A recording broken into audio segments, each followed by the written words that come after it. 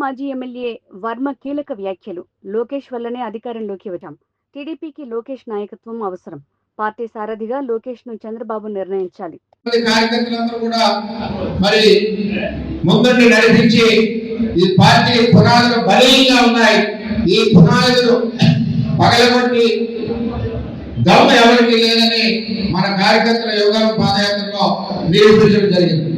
మరి అదే విధంగా ఈ పార్టీకి రాబోయే రోజుల్లో 2047 ఏదైతే రాష్ట్ర అభివృద్ధి ప్రణాళిక పార్టీ కూడా 2047 ప్రణాళిక చంద్రబాబు నాయుడు గారు నిర్ణయించి రాబోయే రోజుల్లో పార్టీ రథసారథి నారా లోకేష్ గారిని ఈ పార్టీని ఏదైతే మన గెలుపుకు కారణమైన పాదయాత్ర చేసి ఉన్నారో ఆయనకి రథసారథిగా ఈ తెలుగుదేశం పార్టీని ముందుకు నడిపించాలని చెప్పి కోరుతా ఉన్నాం. మరి జిల్లా పార్టీ నుంచి 7 నియోజకవర్గాల నుంచి కార్యకర్తలు అందరూ వచ్చారు.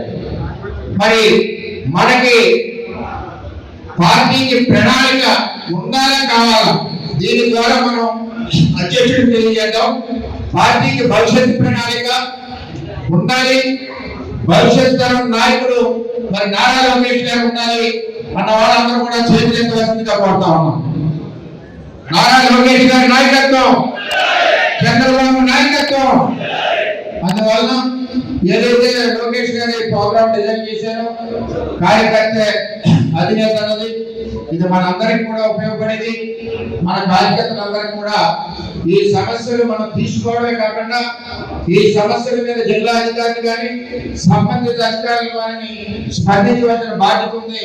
ఆ విధంగా మానిటరీ అందరూ కలిసి చేస్తామని చెప్పి తెలియజేసుకుంటూ సెలవు తీసుకుంటాం. అందరికీ నమస్కారం. Thank you.